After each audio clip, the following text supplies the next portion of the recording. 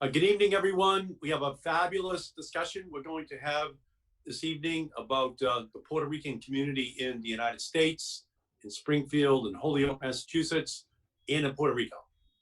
Buenas, esta noche vamos a tener una discusión sobre la situación en Puerto Rico y cómo el COVID-19 está afectando a las comunidades puertorriqueñas en Holyoke y Springfield. Adriana Rosas is going to be doing the translation for me. Yo, Adriana Rosas, estaré traduciendo hoy por el senador Ed Markey. But our two special guests, will be able to do their own translation. Pero nuestros invitados podrán hacer su propia traducción. So Puerto Rico has been devastated by hurricanes, earthquakes, and crippling death.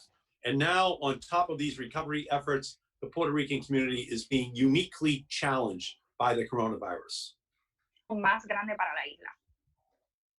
From a lack of access to SNAP benefits to the skyrocketing unemployment rates, our Latinx communities are struggling to make ends meet in the midst of this emergency.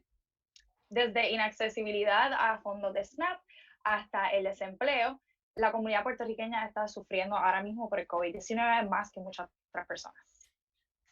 It is time for the United States government to provide for the needs of the families of the Puerto Rican community here and back in Puerto Rico. Es tiempo de que el gobierno federal provea para las familias puertorriqueñas en la isla y también en Massachusetts. So this evening, I'm joined by two Estados muy importantes de la comunidad puertorriqueña en Massachusetts. Representative Carlos Gonzalez of Springfield has represented the 10th Hampton District since 2015. El representante Carlos González lleva representando a Springfield desde el 2015. He has been the CEO and president of Nueva Esperanza, a Holyoke nonprofit that is a hub for the Puerto Rican and Afro-Caribbean community. Ha sido el director de Nueva Esperanza, que ha sido un centro de apoyo para la comunidad afrocaribeña. And he managed the #1 Spanish radio station in Weston. Y creó su propio periódico bilingüe.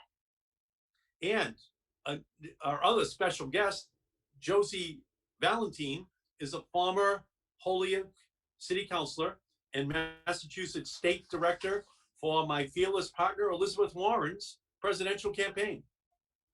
Y Jossie Valentín fue la directora de la campaña presidencial de Elizabeth Warren en Massachusetts y también es una ex concejal de la ciudad de Holyoke. Originally from the island herself, Jossie is an unstoppable advocate for policies to help the island and Massachusetts communities rebuild. Originalmente de la isla, Jossie es una defensora de la isla y de todas las necesidades que tienen ahora mismo para poder reconstruir. Representative Gonzalez and Jossie, thank you for all that you do, and thank you for joining me this evening. Gracias a Jossie y al representante Carlos por unirse a nosotros esta noche. So my first question goes to Representative Gonzalez.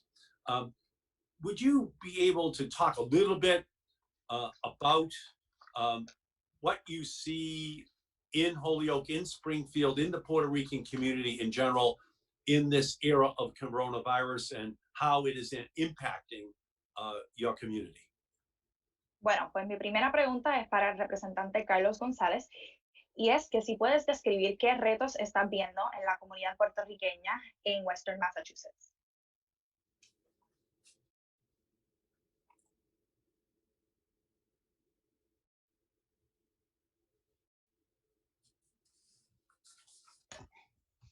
First of all, let me say thank you, Senator Markey, for hosting this roundtable and taking a specific interest not only today, but throughout your career in your leadership capacity in Washington, D.C.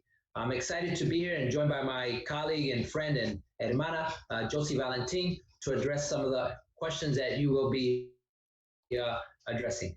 Nombre mío Carlos González, representante de Estado. Muchas gracias al senador Markey por tomar el esfuerzo de coordinar este foro y también por su liderato a través de los años sobre los temas importantes que son los que afectan los puertorriqueños aquí, pero también afectan la isla de Puerto Rico.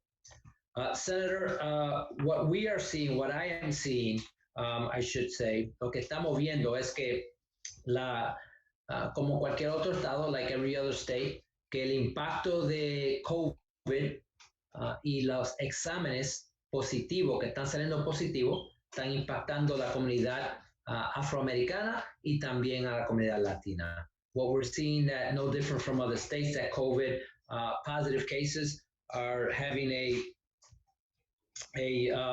large impact in our communities, particularly communities of color, but very so much in our Latino seniors live, but also many of our essential workers.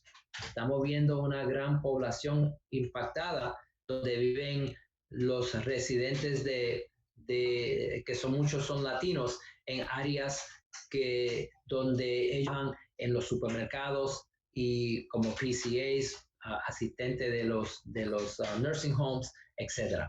So what we're seeing that COVID is having a large impact in our communities of color, specifically the Latino community, and obviously in Springfield.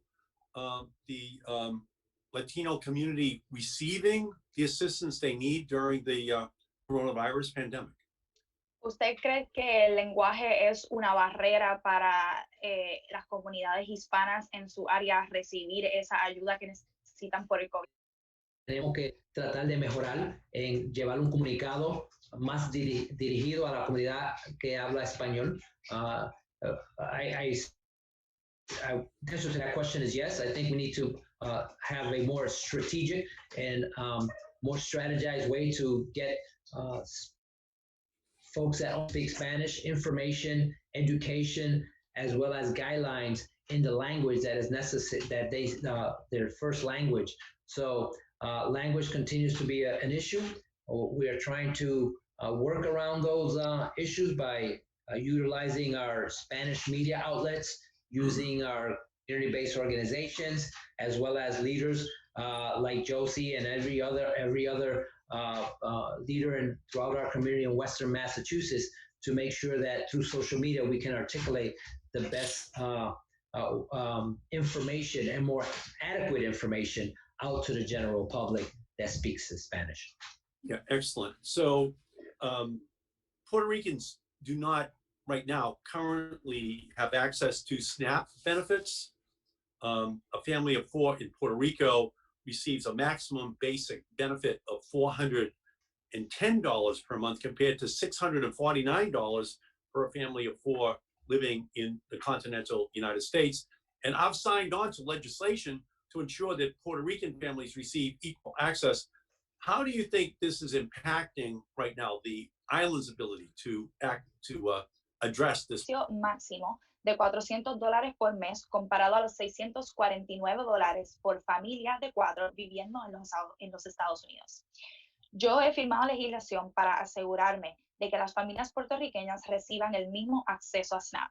Pero play out in your own district in terms of food insecurity. ¿Y cómo usted está viendo los mismos efectos de la inseguridad alimentaria en su distrito? Bueno, mi hermanas y mi papá viven en Puerto Rico. My brother is impeding on addressing the health disparities that continue to exist in Puerto Rico. We need to make sure that Puerto Rican citizens, American citizens, are treated no different than citizens in the United States that you championed throughout your years in Washington, D.C. are very important to us. So es sumamente importante que los residentes y ciudadanos de Puerto Rico se consideren igual que cualquier otro ciudadano de los Estados Unidos. Los residentes reciban las ayudas para recibir sus medicamentos y la ayuda para sus programas de salud sean adecuados, igual como son en los Estados Unidos. Obviamente, el fórmula que se está recibir el mismo cuidado médico que nosotros estamos recibiendo así. Y eso entonces puede extender a más puertorriqueños salir de la isla y llegar a lugares como Springfield, Holyoke, Massachusetts. So, Jossie, Las dificultades que usted está viendo en Holyoke y en su comunidad. So first of all, thank you so much, Senator Markey, for inviting me to join you tonight, but also for your long-term advocacy, not just for the people here in Massachusetts, but also the people of Puerto Rico. So muchas gracias al senador Markey por ser un colaborador increíble con nuestras personas aquí en el estado de Massachusetts y también en la isla de Puerto Rico. Communities, Black and brown families are most definitely impacted in a disproportionate way. We're looking at that in terms of healthcare. We're looking at that in terms of the economy. When we look at how small businesses are being affected, it is communities of color that are being affected the most. And so, you know, obviously Holyoke is no exception to that. Places like Chelsea, Laura, la pandemia del COVID-19, el coronavirus, lo que estamos viendo claramente aquí en la ciudad de Holyoke, donde 50% de la población es puertorriqueña, es que de la misma manera en que esta pandemia está afectando comunidades de color, a través del estado de Massachusetts, a través de la nación y en lugares como Chelsea, Lawrence, son áreas donde estamos viendo un impacto real en la economía, en problemas de salud, y son las comunidades y at the Commonwealth, and we look at places like Holyoke, you know, there's been a housing issue that obviously preceded the COVID-19 pandemic, and this has just exacerbated that. When we look at ways in which the economy is being impacted, the millions of people that are on unemployment right now. Obviously, there's an issue in terms of job security during the pandemic and after. We have a lot of uncertainties right now. There's a lot of unknown. The number of people being impacted and infected with this virus and dying from it are primarily folks of color. And so, you know, right here in Holyoke, we have the tragedy of the Holyoke Soldiers' Home. So, I mean, we've had a number of issues that have been very obvious here in the city that the COVID-19 pandemic has really exacerbated. Aquí en la ciudad de Holyoke tenemos un número de issues que claramente estaban aquí antes de la pandemia, issues de vivienda, issues de economía, la cuestión de quiénes están en desempleo ahora mismo, cuáles son las personas que van a poder regresar a trabajar, cuáles son esos trabajadores esenciales que están poniendo su vida en riesgo, porque esos son los trabajos que pueden tener disponibles durante esta pandemia. Son todas cosas que han sido exacerbadas básicamente por el coronavirus y que continuamos viendo en nuestra comunidad. Yeah, so right now, I am fighting for $1 trillion to go back to the cities of America, like Holyoke and Springfield, to extend out the unemployment benefit out to the end of this year, not just to July, and to make sure that there's more SNAP benefits, a bigger increase in the SNAP benefit, because inflation is just driving up the price of food. So there in Holyoke, how necessary is it that money come in from the federal government to help the city be able to make it through this pandemic? Oh, bien. Ahora mismo yo estoy batallando para que tengamos $1 trillón que vengan a estas ciudades y entren para extender los beneficios de desempleo y que más personas tengan beneficios de SNAP. Así que, ¿cómo ese dinero ayudaría a la ciudad de Holyoke y ciudades parecidas a Holyoke? Definitivamente sería una gran ayuda para ciudades como Holyoke, donde el nivel de pobreza es muy alto y donde familias pueden definitivamente tomar ventaja de este tipo de recursos y este tipo de herramientas para poder salir hacia adelante. Personas que han perdido sus trabajos, personas que han estado enfermas o que han tenido familiares enfermos. O sea, estamos en una situación donde personas estuvieron en un momento, cuando esto, ¿verdad?, dio bien duro en marzo, donde las personas no estaban preparadas para esto, donde las personas no tenían, como quien dice, un número de ahorro disponible para poder lidiar con la falta de empleo, con el hecho de que las escuelas tuvieron que cerrar y entonces no hay cuidado de niños. Personas que quizás pueden trabajar no pueden trabajar porque no tienen ese cuidado de niños. O sea, que yo creo que cualquier tipo de ayuda que esté disponible para la ciudad y para los residentes sería algo que sería excepcional. Y también el issue de vivienda.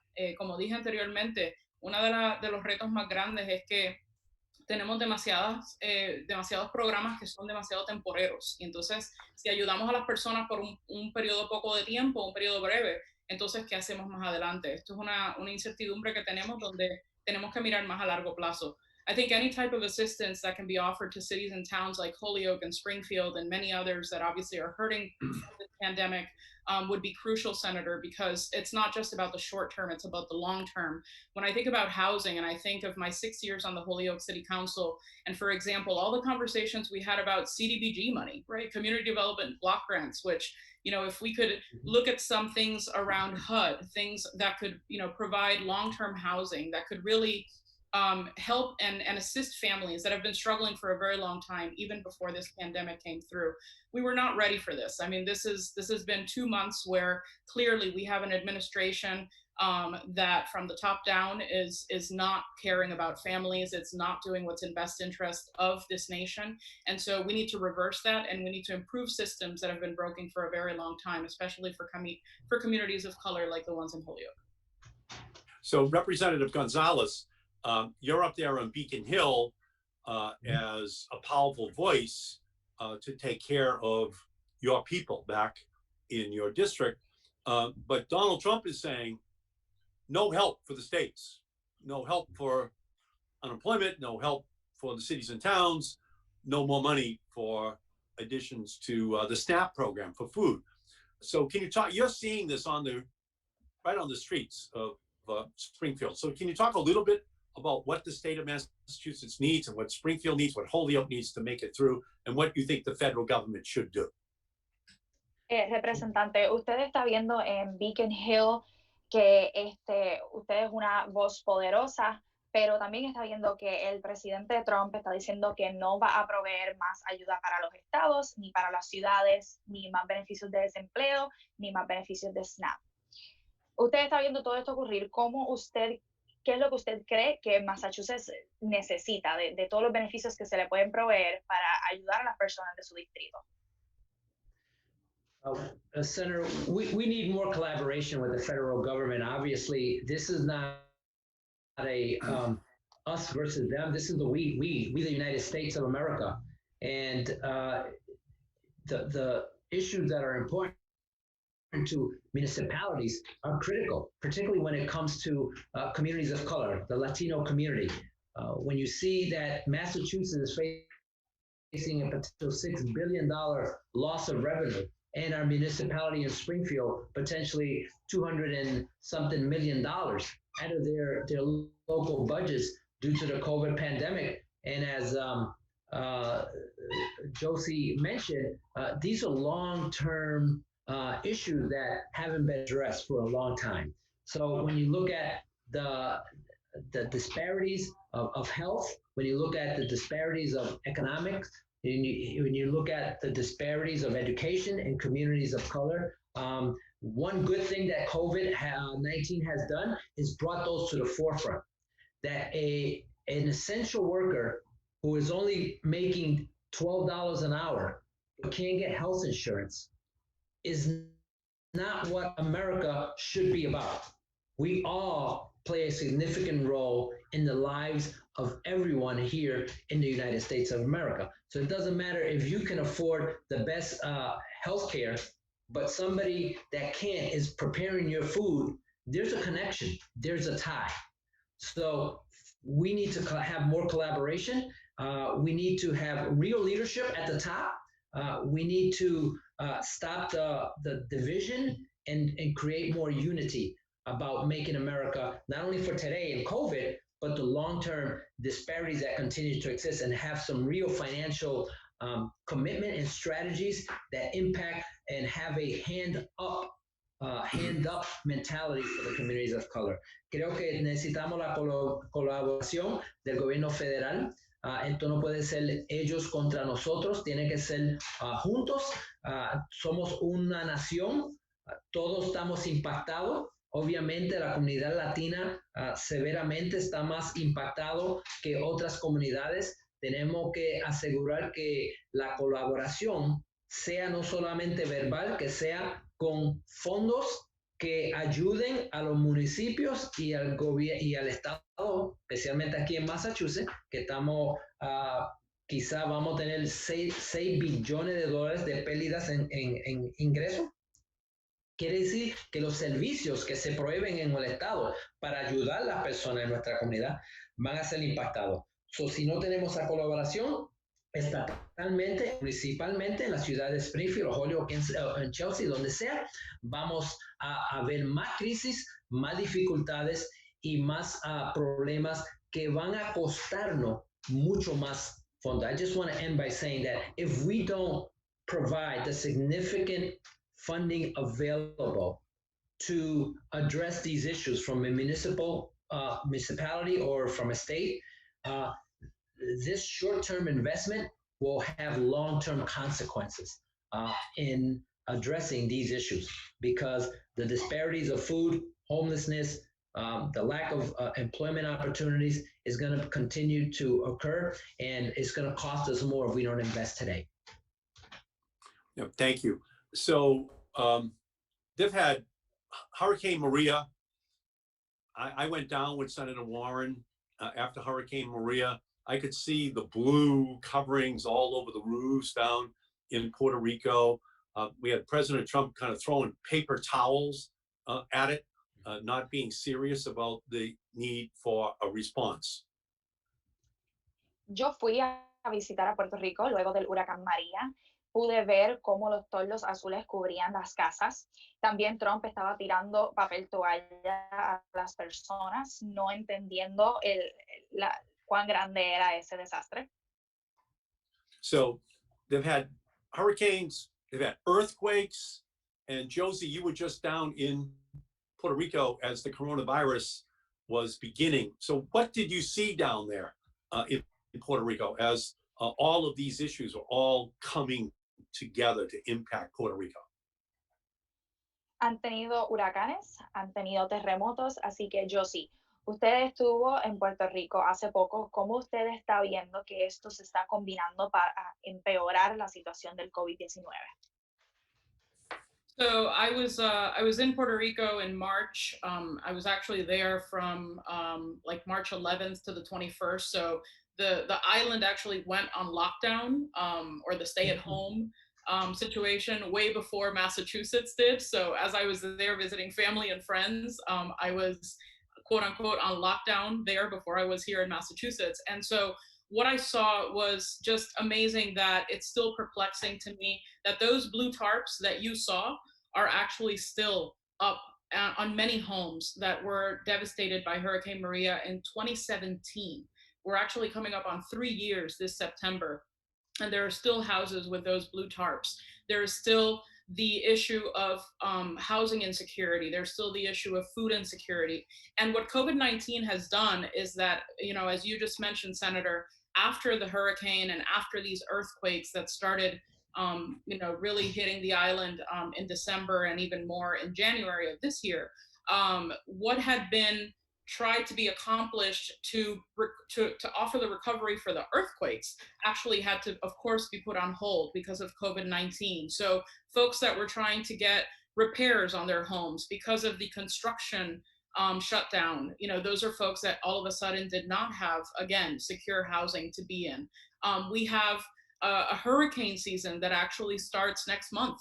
And because there's been all sorts of chaos around COVID-19 and earthquakes, there has actually been no preparation for hurricane season. And so we're in a place where our Puerto Rican brothers and sisters on the island are just being hit by one thing after another. And they still are trying to come out of one hole and another hole opens up. And so I think anything that we can do here on the mainland to advocate for our folks there is going to be extremely crucial, because they've just been hit after one thing after another. Lo que vi cuando estuve en Puerto Rico en marzo fue que había muchísimas familias que todavía estaban tratando de recuperarse en cuestión de los temblores que comenzaron en diciembre y en enero, que el proceso de construcción tuvo que ser pausado basado en el COVID-19 y nuevamente estaban sin ningún tipo de vivienda segura. Estamos viendo todavía el issue de inseguridad cuando viene el tema de la comida, la alimentación. Tenemos familias que vimos el revolú que hubo con lo de los comedores escolares y las comidas para los estudiantes. La falta de planificación que hay cuando la temporada de huracanes empieza el mes que viene y todavía no hay un plan específico para cómo Puerto Rico va a poder lidiar con la temporada de huracanes. O sea que en realidad cualquier tipo de apoyo que nosotros podamos hacer aquí en los Estados Unidos para seguir trayendo la voz de Puerto Rico a sitios como el Senado, a sitios como, ¿verdad?, el Capitolio en Washington, D.C., va a ser esencial, porque la realidad es que sabemos que nuestros hermanos y hermanas puertorriqueñas todavía están sufriendo no tan solo de la economía y de todos los desastres que han sucedido naturales y económicos, pero también de una falta de responsabilidad de parte de los gobiernos que literalmente han abandonado a muchísimas personas en Puerto Rico, y lo sabemos. Thank you. And Representative Gonzalez, the coronavirus is making it even more difficult to make sure that we have a good census count, because we want everyone to be counted. We want to see them. We want them to know that we care about them. We want them to know that, that their votes count, but that, they count, because that's going to determine how much money goes to Springfield and Holyoke from the federal government. And the more people around, the more people who fill out the census, is the more money that will be there, the more resources that will be there to help each family with their healthcare, with their educational, with all of the needs. So can you talk a little bit about any concerns you might have about the census count, and making sure that everyone who is watching this knows that it's important for them to complete those forms? Representante, el COVID-19 está complicando más el censo del 2020, y ese censo es importante porque determina cuánto dinero se le da a las ciudades como Springfield y Holyoke. Y queremos que todo el mundo sepa lo importante que es llenar este census, y sepa que los queremos contar. Todo el mundo merece que se cuente. Así que dinos qué le preocupa a usted del censo en estos momentos, ya que hay estas complicaciones con el COVID-19. Obviously, the census is concerning us all here in Springfield, Massachusetts, particularly not only because of COVID, but more so because of COVID. And when we've seen the numbers of the folks that have returned, the census is approximately 52 to 56% in Springfield.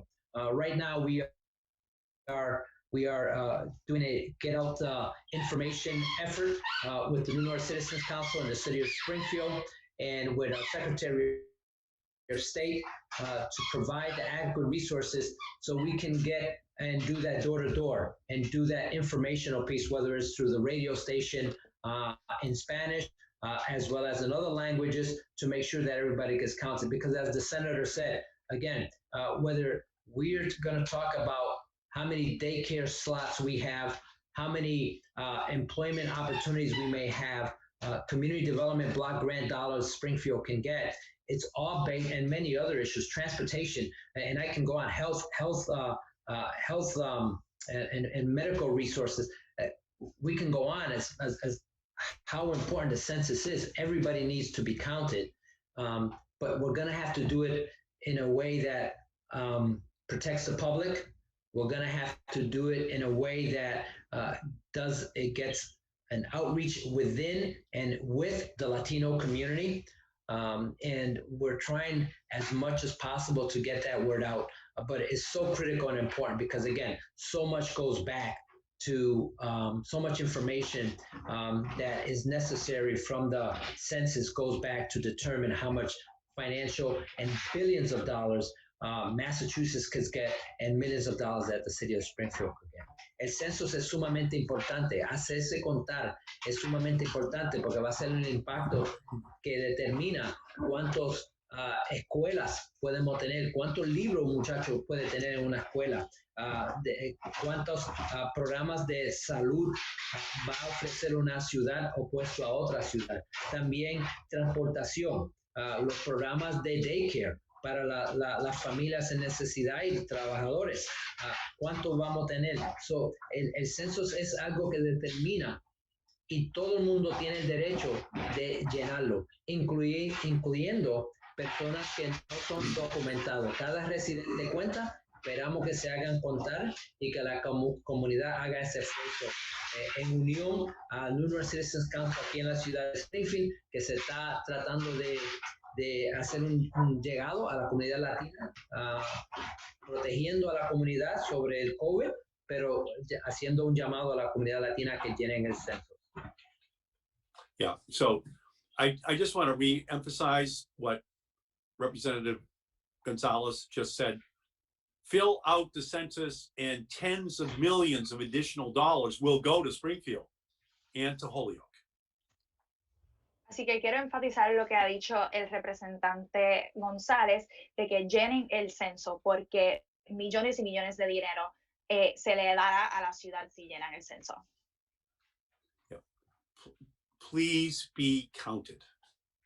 Por favor, déjese contar.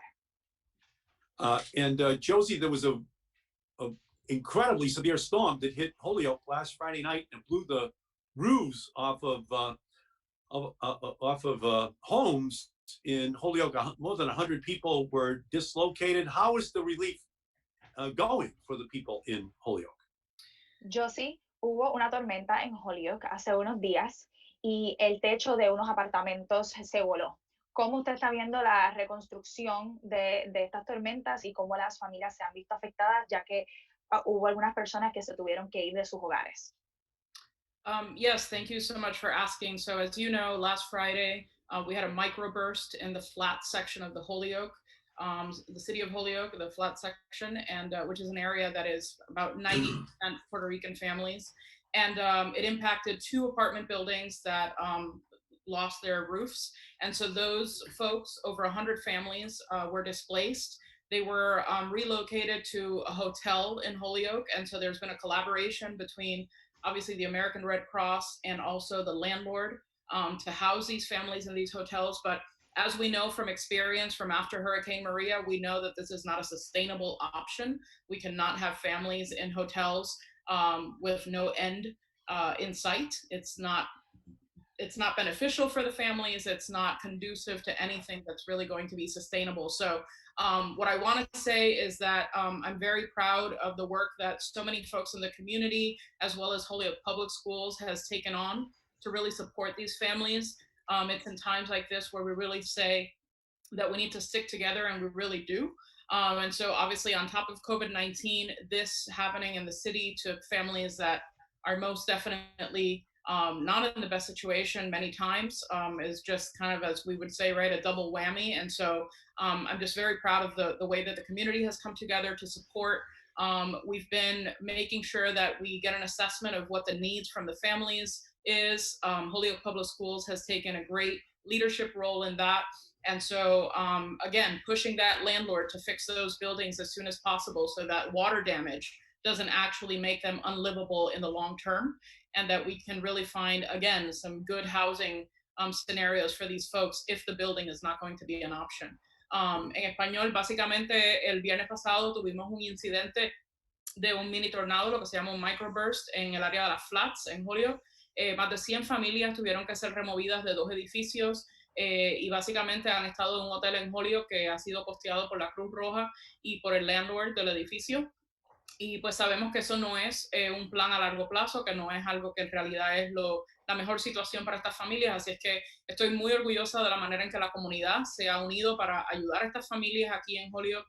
También el liderazgo que ha venido del Departamento de las Escuelas Públicas de Holyoke, que se ha hecho cargo del case management sobre estas familias y ver cuáles son sus necesidades y seguir empujando a esos dueños de edificios a que hagan las reparaciones necesarias para que el edificio no sea pérdida total y que las familias puedan mantenerse en un área donde puedan estar seguras y puedan regresar a sus casas. So again, I thank you for anything you can do in terms of advocacy, for making sure that we're sending the message loud and clear that when things like this happen, we need to have additional resources, additional support for these families in an economic manner, in a housing manner, and also making sure that landlords are held responsible.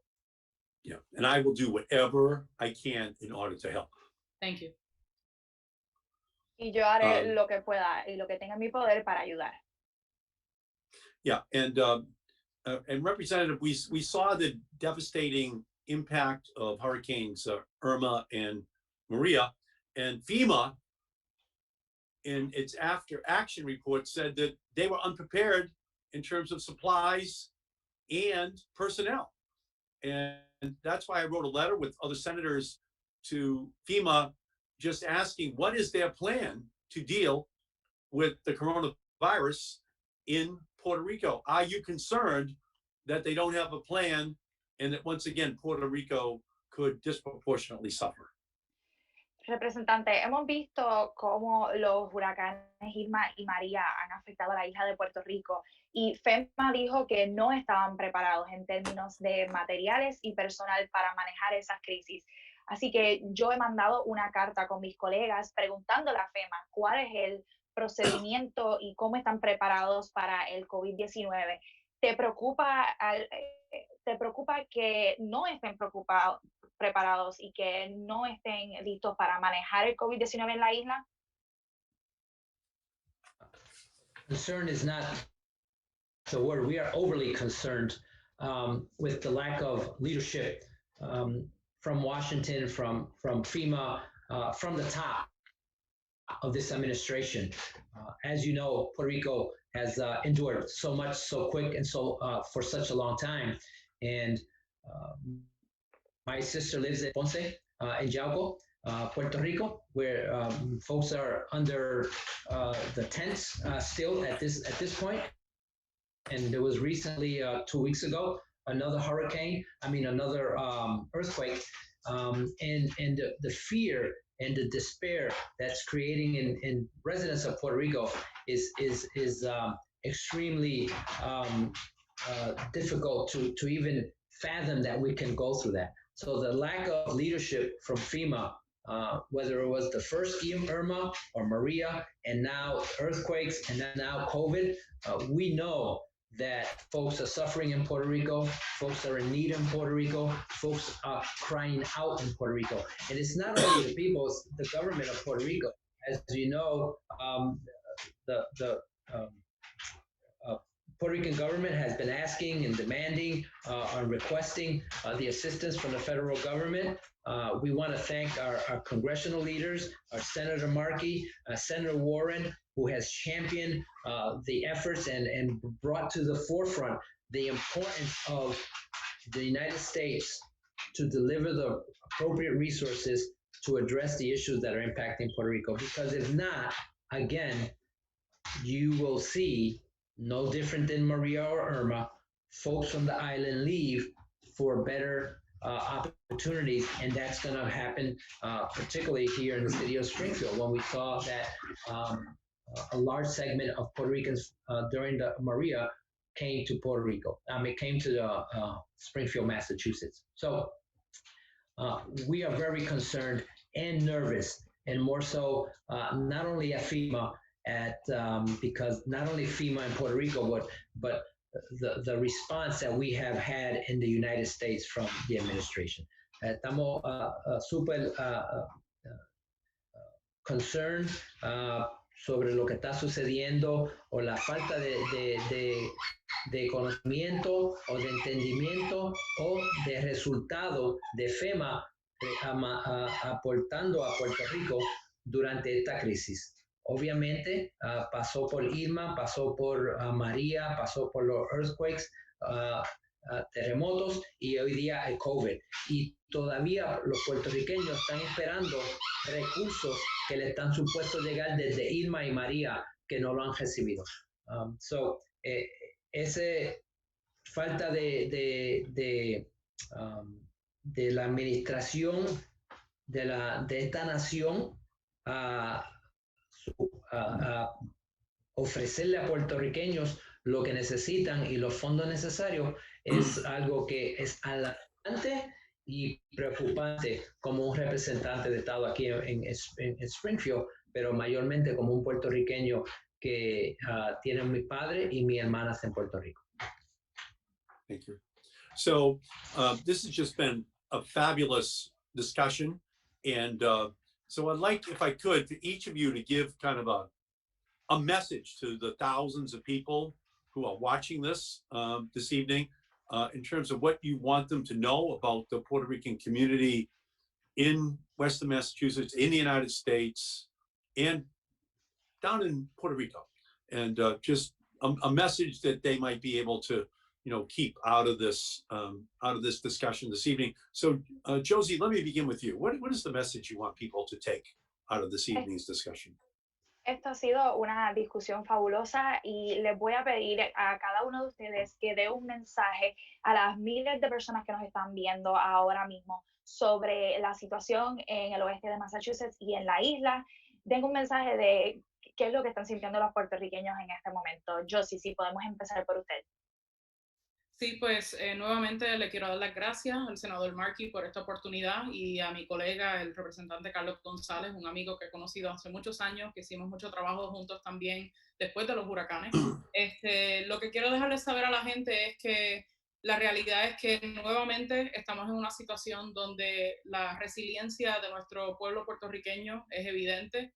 Después de huracanes, después de temblores, después de situaciones en el gobierno donde claramente el pueblo de Puerto Rico está en una posición donde desde el verano pasado sabemos que ha habido un número de protestas que nos han estado dejando saber que las personas del pueblo puertorriqueño en su mayoría están sumamente insatisfechos con la respuesta que han recibido para todo este tipo de situación a nivel local. Y también sabemos que a nivel federal y que tenemos una persona en la Casa Blanca que lamentablemente no está interesado en ningún tipo de situación positiva para nuestros puertorriqueños en la isla y aquí en los Estados Unidos, y que nuevamente estamos en una posición donde vemos la resiliencia de nuestro pueblo, vemos que estamos unidos lo mejor que podamos y que lo primero que tenemos que pensar siempre es la salud. Si no tenemos la salud, si no tenemos las precauciones contra este coronavirus, vamos a estar en una situación donde esto no va a tener un fin y todavía no hay una vacuna, todavía tenemos riesgos en nuestras comunidades, así que les pido por favor a todos que estén conscientes de eso. Sabemos que es algo frustrante, pero es algo que tenemos que hacer porque nuestras comunidades están en riesgo. So I just want to thank Senator Markey once again for this opportunity, for allowing us to speak tonight. To my friend and colleague, State Representative Carlos Gonzalez, someone who I've collaborated with over the years. And also after the hurricanes, we worked together on a number of initiatives. And what I would say is, once again, here we are looking at the resilience of the Puerto Rican people, not just on the mainland, but on the island itself.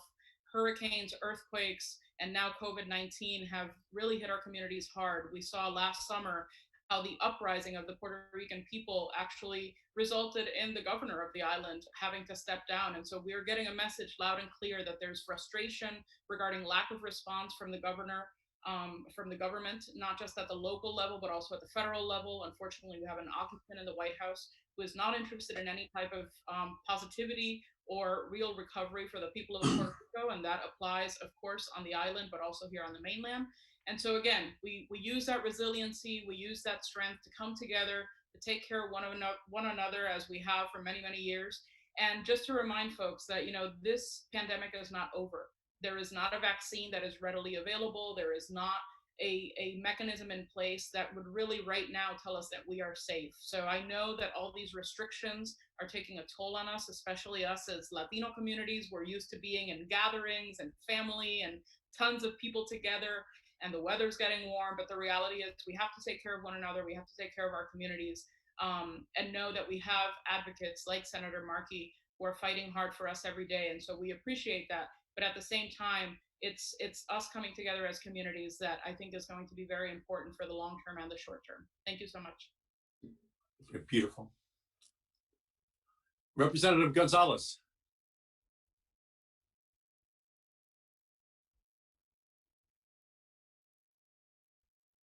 Carlos, can you hear us? I think the first thing I want to say that we need to listen to the experts, the doctors and the scientists, and not the politicians.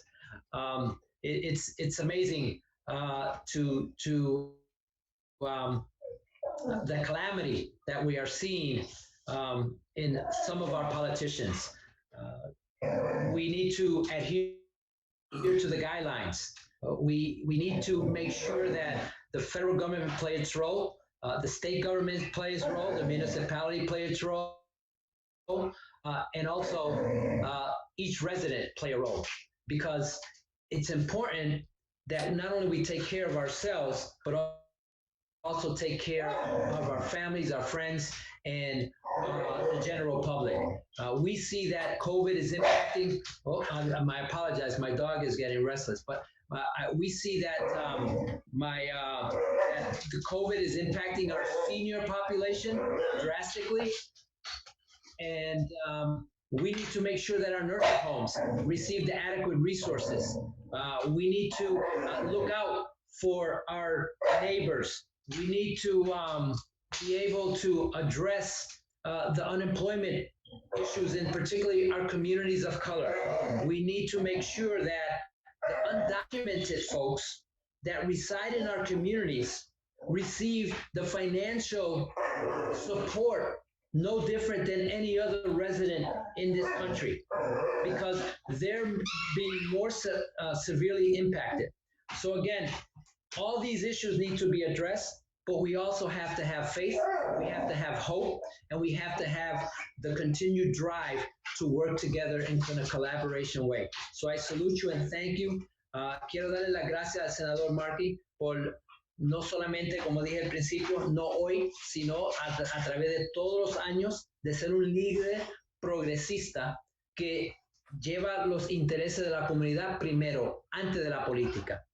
Y nosotros tenemos que asegurar que el gobierno federal haga su responsabilidad, que el gobierno estatal haga su responsabilidad y del municipio, pero también nosotros tenemos una responsabilidad uno a los otros. Tenemos que cuidarnos.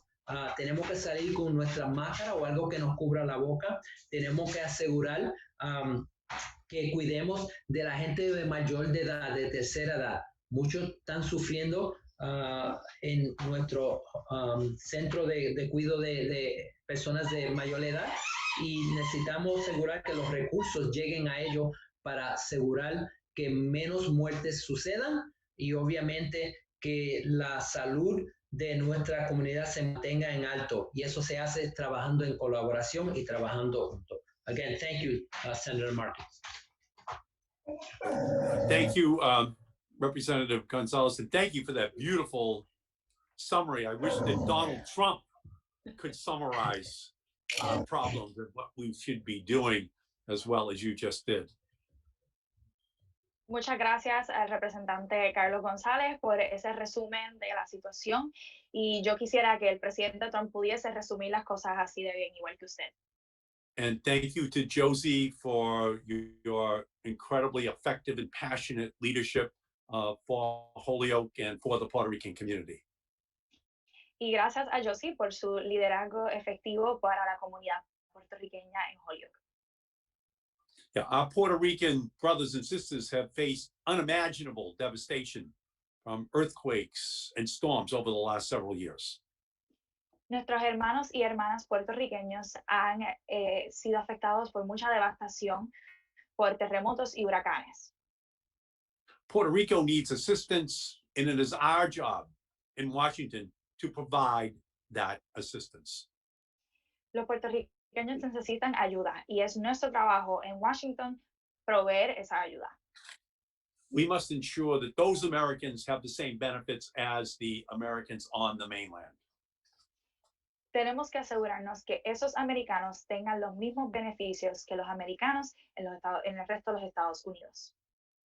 So we are in an era where we have to make sure that every American family gets the resources they need to make it through the coronavirus pandemic. Estamos en un momento donde tenemos que asegurarnos que todo el mundo reciba la misma ayuda para poder sobrevivir la pandemia del coronavirus.